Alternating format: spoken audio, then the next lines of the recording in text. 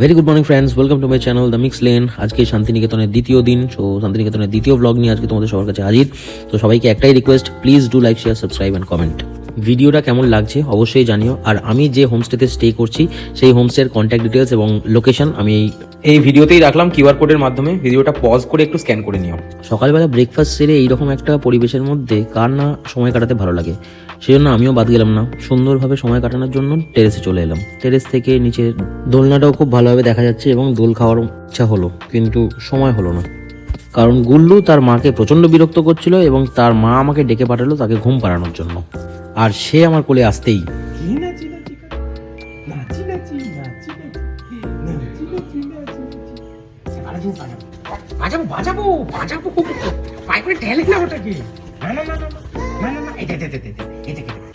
তবে এই সুন্দর বাজনার আওয়াজটা গুল্লুর খুব ভালো লেগেছিল, তাই আস্তে আস্তে ঘুমিয়েও পড়ল।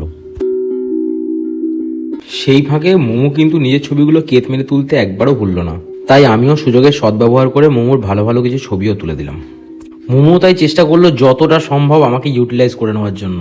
তাই এদিক ওদিক থেকে লম্পঝম্প করে কোনো রকমভাবে ছবিগুলো কমপ্লিট করলাম।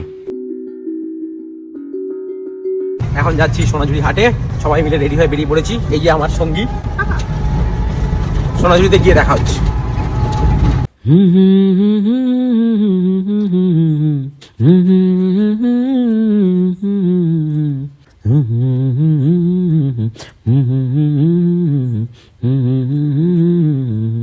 আর সোনাঝুরি পৌঁছানোর পর সোনাঝুরির এসেন্স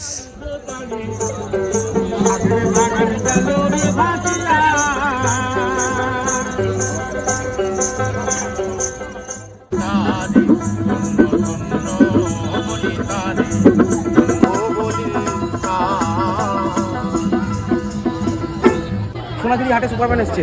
তারপর দেখি হঠাৎ করে শিব ঠাকুর টোটোতে চেপে চলে যাচ্ছে।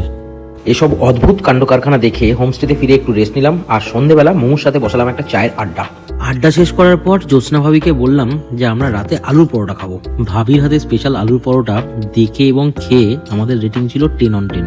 সাথে ছিল ধনেপাতার চাটনি, টমেটো সস অ্যান্ড মধু। আজকের ব্লগটা এখানেই শেষ করলাম। Thanks for watching. কমেন্টে অবশ্যই জানিও কেমন লাগছে।